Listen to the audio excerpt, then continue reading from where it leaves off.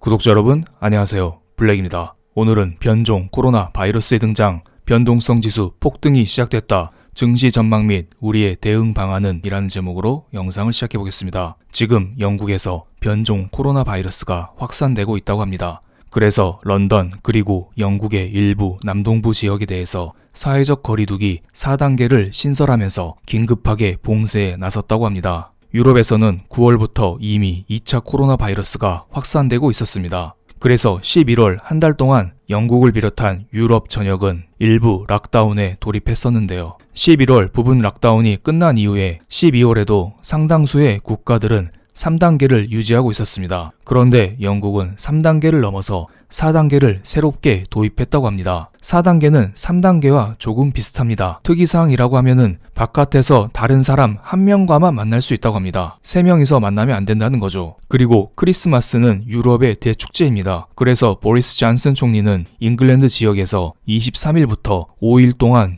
사회적 거리두기를 일부 풀어준다고 했었는데 이걸 크리스마스 당일 하루만 풀어주겠다, 이렇게 발표를 했습니다. 이게 바로 사회적 거리두기 4단계 조치입니다. 그리고 지금 코로나가 터진 것은 비단 영국뿐만 아닙니다. 주변 나라인 프랑스, 독일, 네덜란드, 벨기에 이런 나라들도 코로나 확진자 수가 점점 증가하고 있습니다. 9월, 10월 달에 터졌었던 2차 코로나로부터 점점 회복되고 있었던 유럽은 이제 변종 코로나라는 새로운 악재를 만난 것입니다. 이번에는 유로화 환율 차트를 보겠습니다. 코로나가 터질 때마다 유로화는 약세를 보여왔습니다. 일반적으로 유럽은 관광산업으로 먹고 삽니다. 코로나가 터지면 아무래도 사람들이 유럽으로 관광을 오려 하지 않죠. 그렇게 되면 유로화에 대한 환전 수요 또한 감소하게 됩니다. 이것은 유로화 약세 요인으로 작용하게 됩니다. 그리고 또한 코로나가 터지면 유럽의 경기 회복 또한 더디게 됩니다. 유럽의 경기 둔화는 유로화의 약세로 나타나게 되죠. 그래서 3월, 4월 코로나가 피크였던 1차 코로나 당시 유로화는 한 차례 약세를 경험했습니다. 그리고 9월, 10월 세컨드 코로나가 터졌을 때 이때에도 유로화가 지지부진했었던 거 보이시나요? 그 이후 유로화는 강세를 보이다가 최근에 변종 코로나 때문에 다시 주춤거리고 있습니다. 일반적으로 유로화와 달러는 반대에 서 있죠. 그렇기 때문에 유럽에서 코로나가 터지면 유로화가 약세로 전환이 되고 반대편에 서 있는 안전자산인 달러의 가치가 상승하게 됩니다. 지금 같은 팬데믹 시기에 안전자산인 달러의 강세는 위기를 불러올 수밖에 없습니다. 그래서 제가 안전자산인 달러의 가치를 나타내는 파란색 달러 인덱스와 한국의 코스피 지수를 한꺼번에 비교해봤습니다. 일반적으로 달러의 가치가 상승하는 구간에서 외국인은 한국 주식을 팔기 때문에 코스피 지수는 하락하게 됩니다. 그래서 팬데믹 초기 때 한국 코스피 지수가 1500포인트까지 폭삭 주저앉았고 중간중간 달러 발작이 나올 때마다 한국 코스피 지수는 달러와 반대 방향으로 하락하는 모습을 보이고 있습니다. 그리고 최근에 발생한 변종 코로나로 인한 유로화의 약세, 달러 강세 때문에 한국 증시 역시 조정을 받고 있습니다. 그런데 11월 달부터 한국 증시는 상승폭이 커져 있는 상태였습니다. 왜냐하면 11월 초에 그때 백신이 나왔기 때문이죠. 그래서 그동안 한국에서 코로나 확진자 수가 계속 늘어났음에도 불구하고 백신에 대한 기대감으로 인해서 한국 증시는 꾸준히 상승을 해왔던 것입니다. 그렇습니다. 지금은 백신에 대한 시대입니다.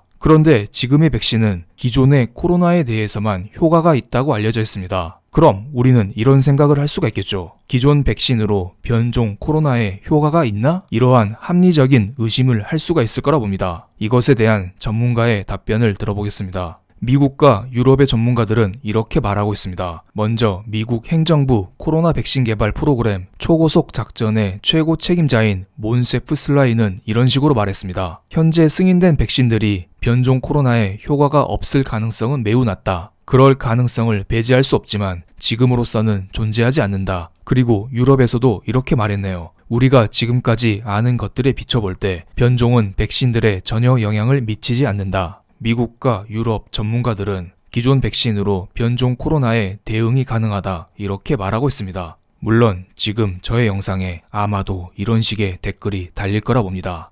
변종 코로나는 아무도 못 막는다. 변종 코로나는 대공황의 기폭제다. 물론 저는 백신 전문가가 아니기 때문에 저도 잘 모릅니다. 그래서 우리는 객관적으로 변종 코로나가 2차 경제 위기를 불러올 만큼의 심각한 악재로 작용할지 여러 지표들을 체크할 필요가 있습니다.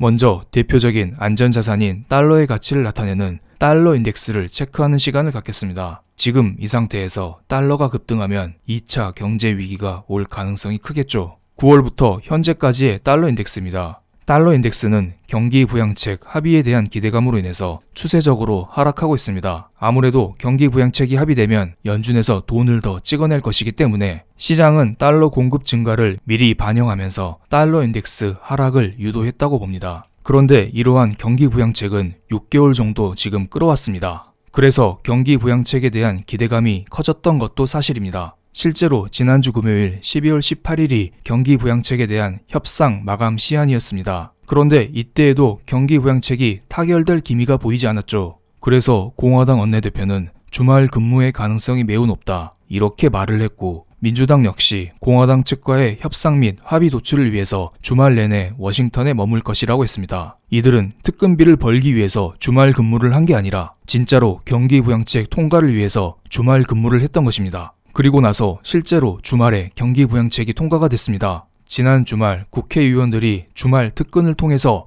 9천억 달러의 경기 부양책에 대해서 서로 합의를 했고, 이 법안이 상원을 통과해서 하원까지 통과했습니다. 이제 트럼프 대통령이 이 법안에 서명만 하면은 바로 발의가 됩니다. 그리고 이 경기 부양책 규모는 3월에 통과된 2.3조 달러 경기 부양책에 이어서 미국 역사상 두 번째로 큰 규모가 될 예정입니다. 역사상 큰 규모인데 벌써 올해에만 2차례가 나왔네요. 지금 미국에서 엄청나게 돈이 풀리고 있다는 것을 여러분은 꼭 아셔야 됩니다. 어쨌든 경기 부양책이 통과가 되면 이러한 경기 부양책에 대한 재원을 마련하기 위해서 재무부에서는 채권을 발행하게 됩니다. 이렇게 되면 연준에서는 양적 완화 규모를 늘리면서, 즉 돈을 찍어내면서 재무부의 채권을 매수할 수밖에 없습니다. 이건 달러 공급 증가로 달러의 가치를 떨어뜨리는 요인으로 작용하게 되죠.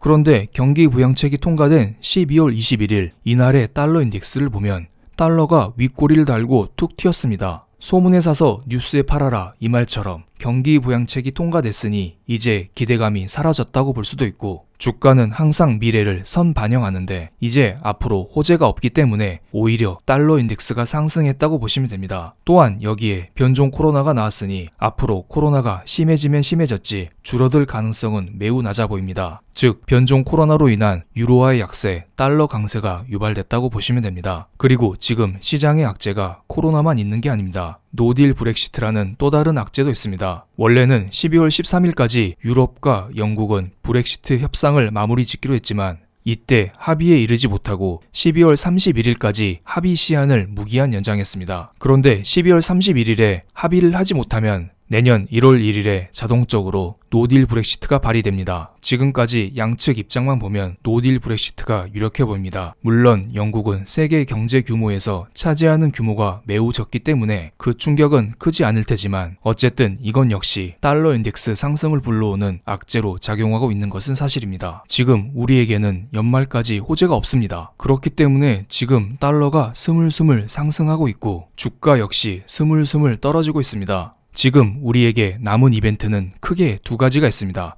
첫 번째는 4분기 기업 실적 발표입니다. 일반적으로 4분기 기업 실적은 1월달 혹은 2월달에 발표하게 되는데요. 이때 기업 실적에 따라 해당 기업, 해당 섹터에 있는 기업들의 주가가 움직일 거라 봅니다. 그리고 두 번째 이벤트는 내년 초에 있는 조지아주 상원 선거가 있습니다. 지금 현재 상원 의석을 민주당은 48석, 공화당은 50석을 차지하고 있습니다. 여기에서 만약 민주당이 조지아주에서 2명을 확보하게 되면은 상원을 장악할 수가 있죠. 이렇게 되면 상원, 하원 모두 민주당이 장악하면서 민주당이 원하는 대로 정책을 펼쳐나갈 수 있을 거라 봅니다. 만약 이렇게 되면 사람들은 달러 약세에 추가적으로 베팅할 거라 보고요. 반대로 이렇게 되지 않으면 상대적인 달러 강세가 나올 가능성이 크겠죠. 그런데 이런 이벤트와 무관하게 우리는 하나 생각하셔야 될 게 있습니다. 지금 연준에서는 한 달에 1200억 달러 규모의 양적 완화를 꾸준히 실시하고 있습니다. 그래서 연준의 자산이 어느덧 7.3조 달러까지 쭉 올라온 상태고요. 여기에 1조 달러 규모의 경기 부양책까지 합의됐습니다. 그렇다면 연준의 자산은 당장 8조 달러 이상으로 쑥 올라갈 가능성이 클 거라 봅니다. 이것은 실질적인 달러 공급을 늘리고 달러를 약세로 전환시킬 수 있는 요인입니다. 그렇기 때문에 달러 인덱스의 추세적인 약세를 더욱더 유발할 수 있을 거라 보고요. 물론 지금 변종 코로나가 터졌습니다. 앞서 말씀드렸듯이 저는 코로나 바이러스 전문가가 아닙니다. 백신 전문가는 더더욱 아니고요.